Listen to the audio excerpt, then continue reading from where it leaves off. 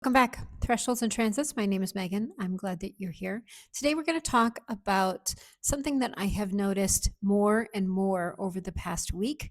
And I think it's significant, and I'm going to relate it to some transits. So, your nervous system has been being farmed, your psychic energy is being harvested. And it's Saturn conjunct Neptune in Aries, and 2,000 years of doing this to women. So I've noticed this more and more over the last week, and I want to address it because I want to name precisely the vague version of this conversation is already everywhere and it's not helping anyone. So let's make it specific. I'm sure you have felt it over the last 10 days. The war in Iran is escalating. Crypto is all over the place. Stock portfolios moving in ways that feel designed to produce panic. Creators are posting things that seem calculated. The politicians are posting things that seem calculated. And underneath all of it is this low grade hum of activation that you cannot quite put down when you close the app. And this is any app. This is anything, any kind of contact right now with the outside. What I want to talk about today is the name for what is being done. And once you have a name for it, then you can take your power back, because this has a history that is thousands of years old. And that history is the most clarifying thing that I know. And the name is psychic energy harvesting. And the sky is Saturn conjunct Neptune in Aries, exact earlier this year or earlier this month, and in the same sign that it occupied the last time that Western institutions formally decided that women's ways of knowing did not count as knowledge. So we're going to go through a lot. I've done a lot of work on this. I'm really excited to share it with you. If you don't know me, if this is your first time here, my name is Megan. I am an astrology student. And when I study things, I like to know everything that I can about it. And so as I learning things, I'm sharing them. And we all know that the best way to learn is to teach. And so that is what I am doing. So I have been formally studying for just a little bit, not very long, astrology, informally most of my life. And a few months ago, my teacher said, okay, it's time. It's time for you to start making content and start sharing yourself, sharing your observations, and also getting in as many readings as you can. So those of you that have heard this little spiel, listen up, because I'm changing something. So first of all is I want to get as many chart readings as I possibly can, natal chart readings. And since I don't feel comfortable charging yet, as I am just a beginner, I'm offering donation-based readings. And that's a donation that you are comfortable with, whatever that may be. So for some, it's a lot. For some, it's a little. Whatever kind of energy exchange that is. You can find that information on my website, meganriley.eu. That's linked below. I also am offering chart readings. I'm sorry, transit readings. So this is a new offering. This is also donation offered. So if you have had a natal chart reading and you were happy with that and you're interested in having a transit chart, please go back to my website, meganriley.eu. On the astrology tab, there are two options now, which is a donation-based natal chart reading and a donation-based transit reading. And I am getting lots of information. I spend a few hours with your chart before we begin. And I'm learning about how much information really to gather before a chart, because sometimes I could talk for 3 hours, and that's not what we're doing. But this is new, so transit readings are new. So if you have had a chart reading, and or you are waiting for one, you also want a transit reading, then go back to my website and schedule one of those.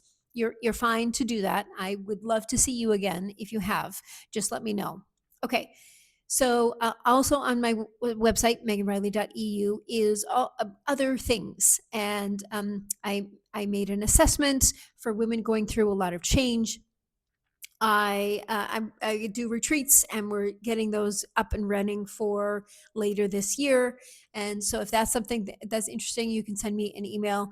I live in Central European time, so there are times that are opened up all throughout the day and evening for me. So there should be times for you no matter what time zone you are in. If that's a problem, just send me an email, megan@meganriley.eu, and we will find you something. Okay, let's get started. So, what is psychic energy harvesting? It's the deliberate triggering of an emotional response in order to extract value from that response. The person doing the harvesting does not need your money. What they need is your reaction, because your reaction is the product that they are selling to someone else.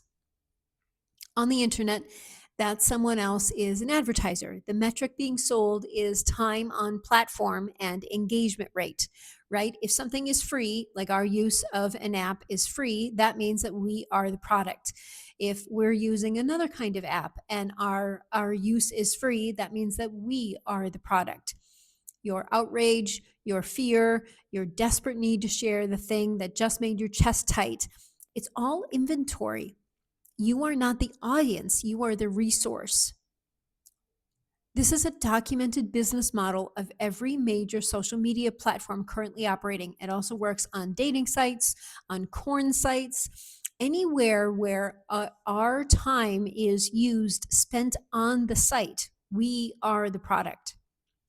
The internal research at these companies, much of it is now public through whistleblower disclosures, shows that content designed to produce negative emotional arousal, specifically fear, anger, and moral outrage, generates significantly more engagement than neutral or positive content.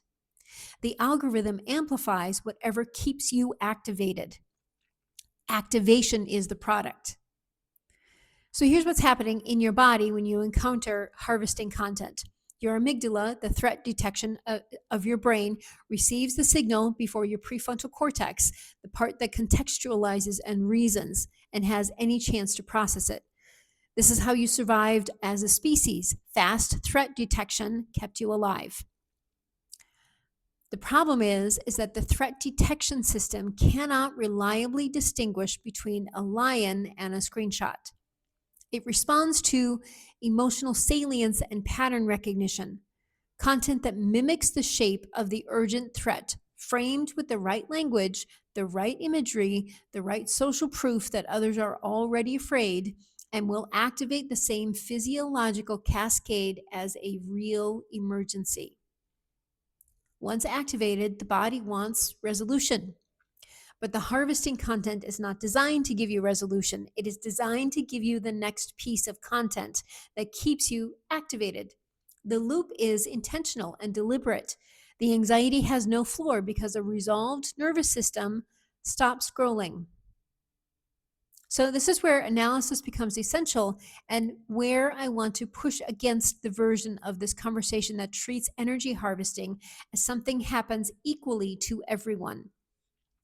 So, research in political psychology and media studies consistently shows that content designed to activate threat response is more effective on people who already carry a higher baseline of ambient threat in their lives. People living with economic precarity, people whose legal rights have been recently threatened or are currently unstable, people who have historical and embodied reasons to believe that the worst case scenario is plausible. Women, Black and Brown communities, LGBTQIA plus people, immigrants, people in poverty. These are intentional targets. They are the most efficient targets because the harvesting content does not need to manufacture the underlying fear from scratch. The underlying fear is already there and is put there by actual structural conditions. The content just needs to find it and keep it activated. Clarissa Pinkola Estes, in Women Who Run with the Wolves, describes the condition of the women who have been taught to stay in a state of chronic alertness, scanning their environment for threat, never fully at rest, as the condition that patriarchal systems require for compliance. A woman at rest is a woman who might notice her own mind. A woman who is activated, scanning, afraid, is a woman whose attention is managed. What she described in 1992, using the language of depth psychology and myth, is the same mechanism the engagement economy monetized in 2010 and is now running at industrial scale in 2026.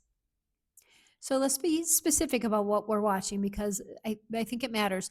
The war in Iran is real. The geopolitical stakes are real. The economic disruption is real. We're not saying to look away. What I'm saying is examine the gap between what is happening and what the content about what is happening is designed to make you feel. Crypto volatility is being covered in a way that is specifically designed to produce FOMO in people who feel financially precarious and rage in people who feel the system is rigged, which it is, which is exactly why this content is so effective. The fear is legitimate. The content is not designed to help you navigate it. It is designed to hold you inside of it. I'm watching creators, some of them people who I have followed and respected, post content that I can only describe as engineered. The emotional arc is way too clean. The outrage is too portable. The call to action is always the same: react, share, stay. The hook is always hyperbolic, always.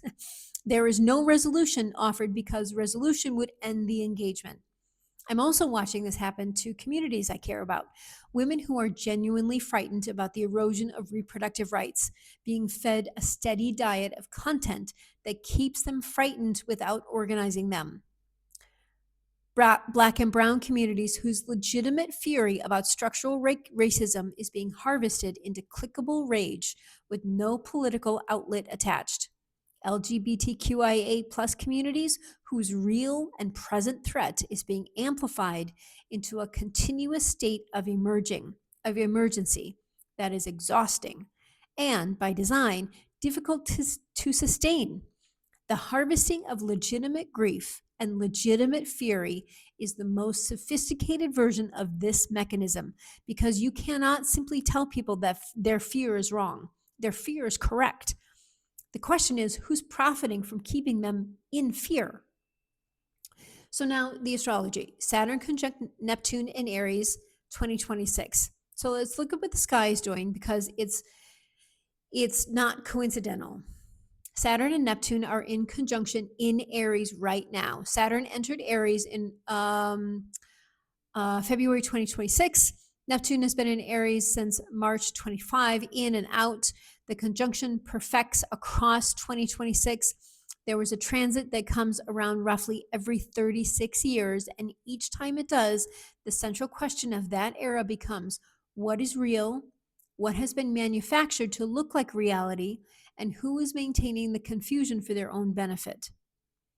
In ancient astrology, the Saturn is the planet of contraction, form, limitation, and the structures that persist across time. Chris Brennan, in Hellenistic Astrology, the study of fate and fortune, describes Saturn as the greater malefic, the planet that rules necessity and what cannot be avoided or wished away.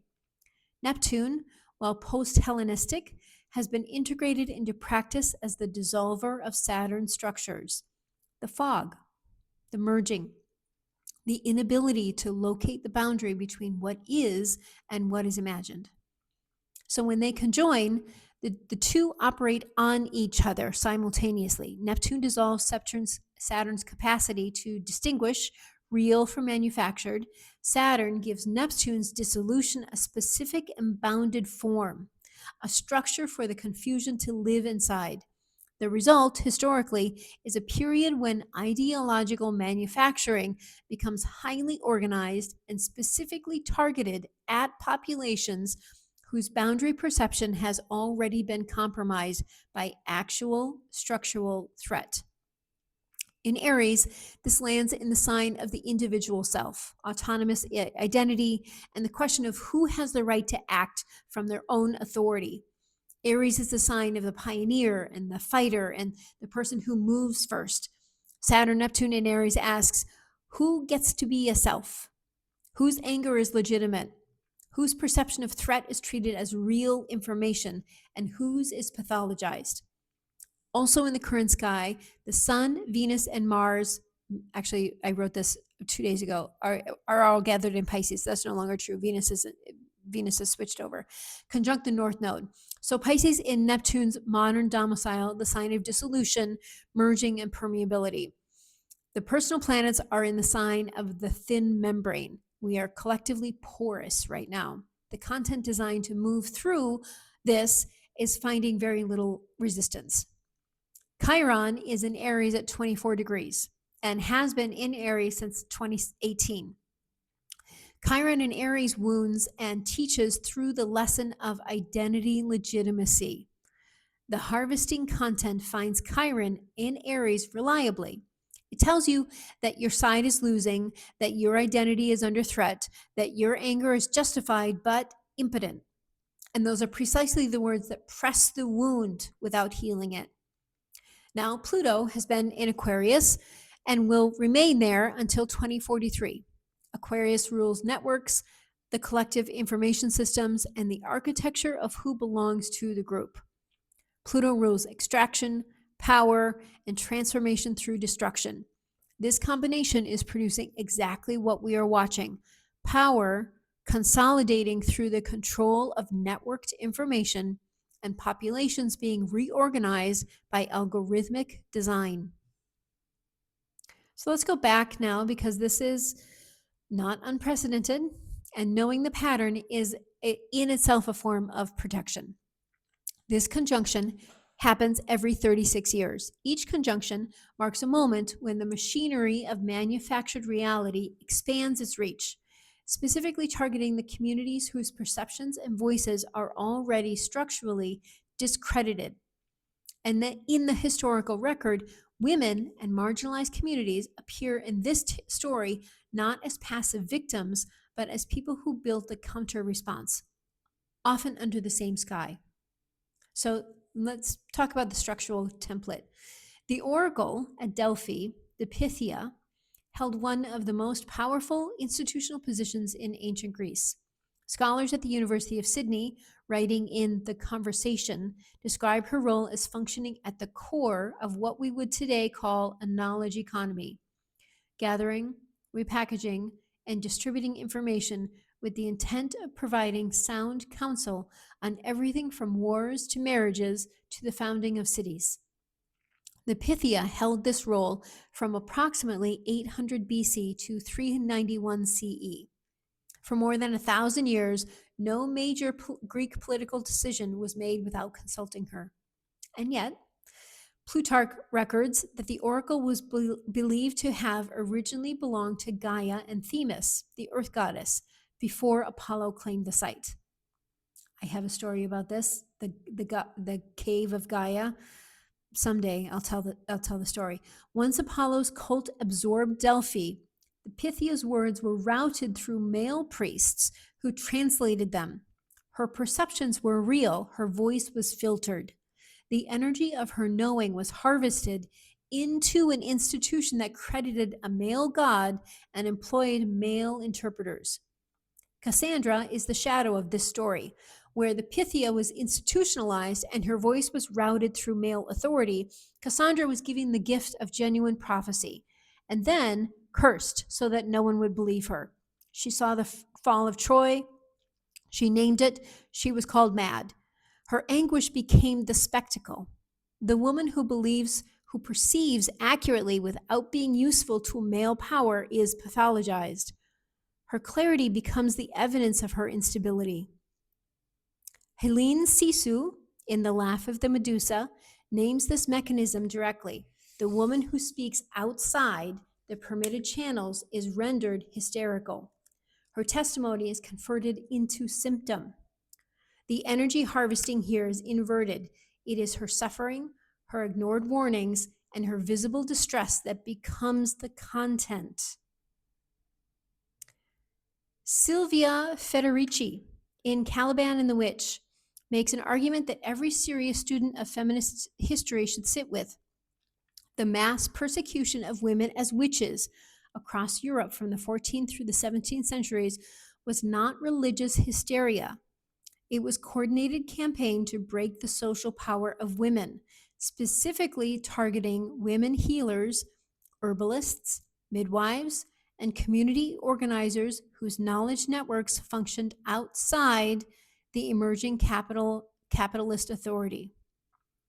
The Saturn-Neptune conjunction of Aquarius in 1306 and the subsequent conjunction in Sagittarius that accompanied the 1487 publication of the Malleus Maleficarum map onto precisely the period of the Federici documents.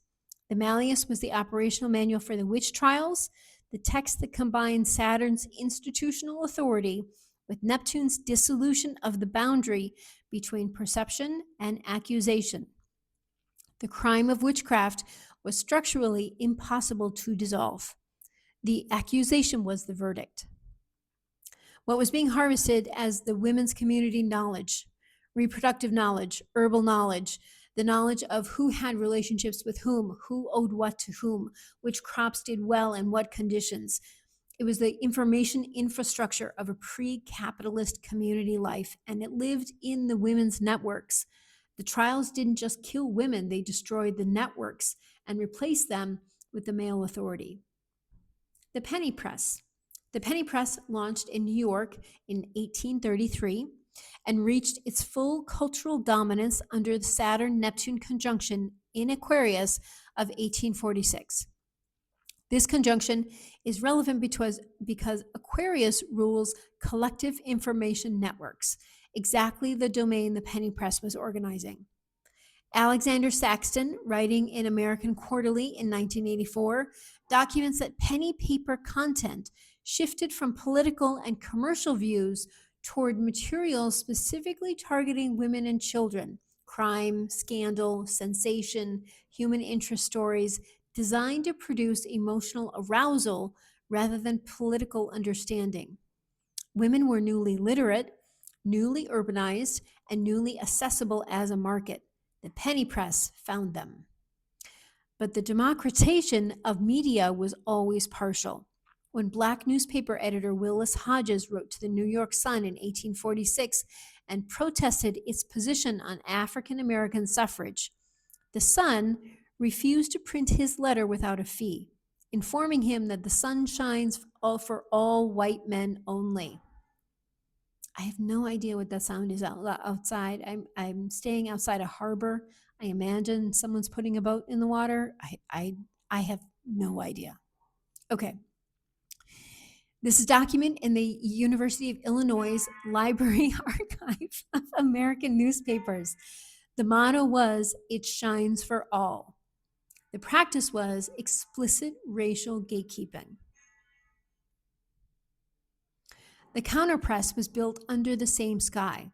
Freedom's Journal, founded in 1827 by Samuel Cornish and John P. Russwurm, was the first Black-owned and operated newspaper in America, created just to challenge the racist narratives of the mainstream press. Frederick Douglass launched the North Star in December 1847 with the motto, "Right is of no sex, truth is of no color, God is the Father of us all, and we are brethren." It covered the Seneca Falls Convention of 1848 and explicitly linked the abolition of slavery with the liberation of women under a single analysis of structured power.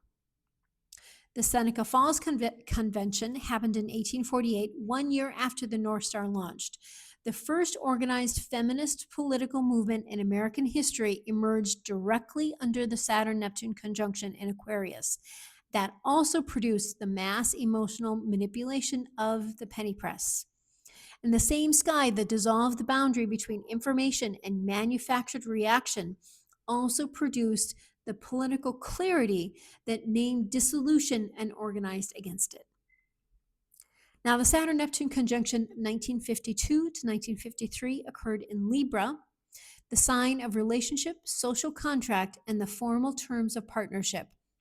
What that conjunction produced for women was one of the most sophisticated campaigns of psychic energy harvesting in modern history. PBS American Experience documents it directly. Embedded in the propaganda of the era was the argument that the nuclear family was what made Americans superior to communists. American propaganda showed Soviet women in gunny sacks toiling in factories where their children were placed in cold, anonymous daycare. Against this image, American women with feminine hairdos and delicate dresses tending to the hearth and home were presented as the living proof of capitalism's superiority. The domestic woman was the ideological weapon. Stephanie Coots, in The Way We Never Were, makes the point that is essential to understanding this transit.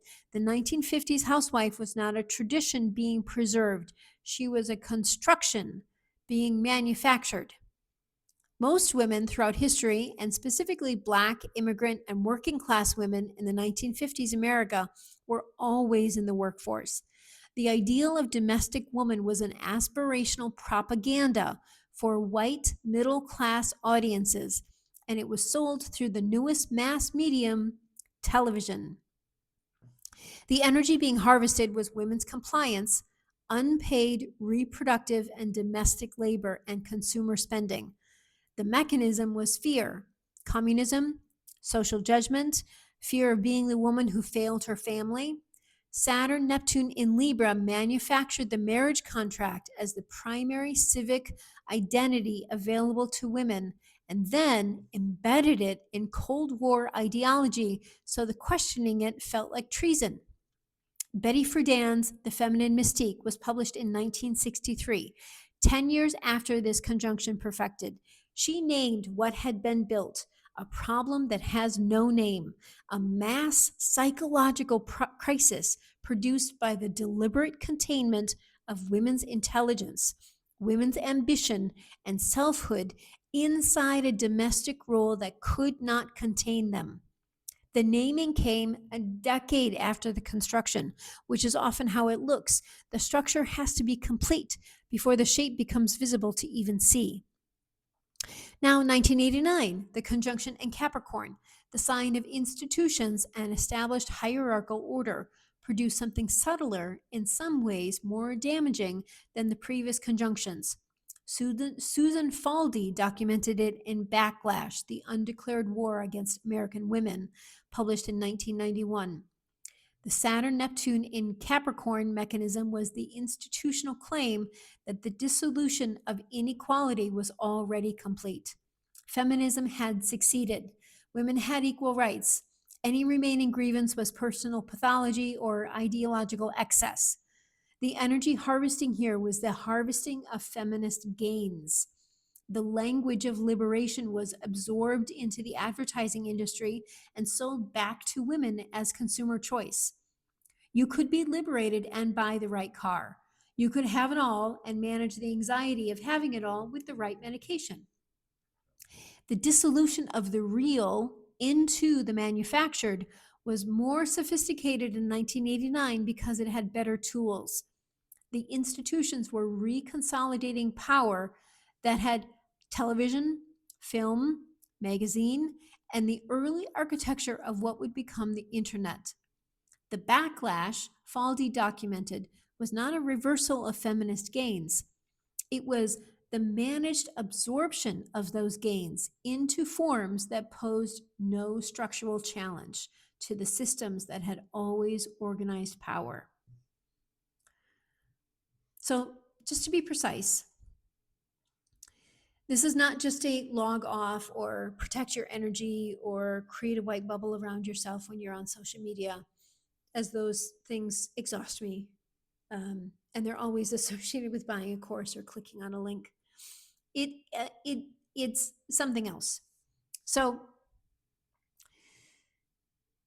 let's see. The version is that none of those are useful. It's taking a structural analysis and converting it into a personal coping strategy that requires no political action, it challenges no system, and it whitewashes the work that we're doing into positive thinking and spiritual woo-woo.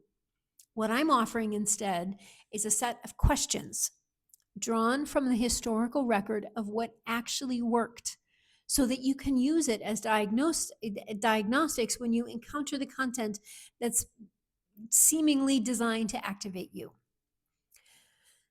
Here's the first and most clarifying question. Who profits from my reaction? Harvesting content often uses real events. The question is, who profits from the specific emotional response this piece of content is designed to produce? The penny press used real crimes. The 1950s propaganda used real geopolitical tensions. The current content economy uses real wars and real market volatility. Body bags in Germany. The reality of the underlying event does not tell you whether the framing of the event is designed to inform you or activate you. Those are different functions and they produce different outcomes in your body and in your politics. Frederick Douglass understood this distinction precisely. The North Star covered real events, slavery, violence, the legal architecture of oppression, but coverage was organized around political clarity and specific action. It was designed to produce understanding and movement, not sustained outrage with no outlet. The question he implicitly asked of every piece of content was, does this move people toward a collective action, or does it keep them inside the feeling? Question 2, what does this content want me to do? And is that action available to me? Psychic energy harvesting produces activation with no specific reachable action attached. This is the tell. If a piece of content leaves you feeling afraid or furious, but offers no concrete achievable next step, look at that gap. The other side of this is the call to action to buy their course. That is telling. Real information that wants to serve you points you somewhere. It names the mechanism, identifies the actor, and suggests where the leverage exits. Content designed to harvest you produces emotion and then offers more content as the only available response. The Seneca Falls Convention of 1848 was organized by a woman who had been activated by real injustice and who converted that activation into a structured political document, the Declaration of Sentiments, a formal list of grievances with a formal list of demands. They did not feel the outrage. They did not just feel the outrage and share it with each other and take to the streets. They built the container for it that had edges and outcomes. Question 3, is my nervous system being used as someone else's infrastructure? This question comes from Sisu's observation in The Laugh of the Medusa that patriarchal systems require women to remain in a state of managed alert, scanning for threat, never fully at rest. A woman at rest is a woman who notices her own mind. A woman in chronic activation is a woman whose attention is already spoken for. When you feel the hum of activation that does not resolve, the anxiety that has no floor, the compulsion to check again and again for new information about the thing that is already making you afraid, that is your nervous system being used as an infrastructure. The question is not whether the underlying events are real. They are. The question is whether the specific content you are consuming is designed to help you navigate real events or keep you inside the activation, and that makes you productive as an audience. Saturn conjunct Neptune in Aries asks you to build the concrete boundary around your own attention. It's a political practice. Every time you decide that your nervous system is not available for someone else's revenue cycle, you are making the same move that Douglass made when he said those who suffer the wrong are the ones who must demand redress, and he built his own press to do it. Question 4, whose vessel am I using? And could I build one that belongs to me? The counter move in every historical moment we have examined was not withdraw, it was construction. Freedom's Journal, the North Star, the Seneca Falls Convention, the consciousness raising circles of the second wave, which were designed to convert private anguish into collective political clarity by creating a container that did not belong to the system doing the harvesting. The Pythia's predecessor tradition before Apollo claimed Delphi answered to Gaia and to Themis. The oracle spoke without a male intermediary. The knowledge moved directly from the body of the woman to the person who needed it. No translation was required, no institutional filter, no priest to render her words into verse. Under Saturn conjunct Neptune in Aries, the question is, where is your Delphi? Not the platform where your reaction is the inventory, the space where your actual perceptions, unfiltered, unmediated, not calibrated for engagement, can circulate to the people that need them. This channel is my answer to that question. Whatever yours is will look different, but the question is worth sitting with. Saturn conjunct Neptune in Aries is a tough transit, and it's happening for the rest of the year. They're moving parallel for the rest of the year. The conjunction in this sign hasn't occurred since 1666, when women were being formally excluded from the institutions that would divine legitimate knowledge for the next 3 centuries. The Royal Society was founded in 1660, and Conway, Margaret Cavendish, and others were writing serious natural philosophy and being excluded from the conversation, their work absorbed or ignored. We are not in 1666. The exclusions are different. The mechanisms are faster and more sophisticated and operate at a scale that was unimaginable then. But the structural question is the same. Who has the right to perceive? Who to name what they perceive, and to have that naming treated as real information rather than a symptom, content, or inventory. The women who built counter presses and organized conventions and developed their own oracular traditions under previous versions of the sky did not do so because the conditions were favorable. The conditions were never favorable. They did it because they saw the alternative, continuing to exist inside systems designed to use their perception as raw material for someone else's authority, and it was not survivable. This is the teaching that I'm taking from this transit cycle. Not that you should feel better about the manipulation, not that the awareness is protection from you. It's not. It's happening from every direction right now. Awareness is the beginning of something. The question is what you build from that awareness. The sky doesn't promise that the structure you build will be easy or safe or successful by the metrics of the systems doing the harvesting. Saturn-Neptune conjunction isn't comfortable. It produces a moment when the structure of the illusion becomes visible enough to name. We said it in a different video. Every time this conjunction happens, the patriarchy cracks, and the naming becomes the possibility of something different. You are not the audience. You are not the content. You are the person with perception intact or working to keep it intact in a system that is organized around making that very difficult right now. It has always been the work, and it will always be the resistance.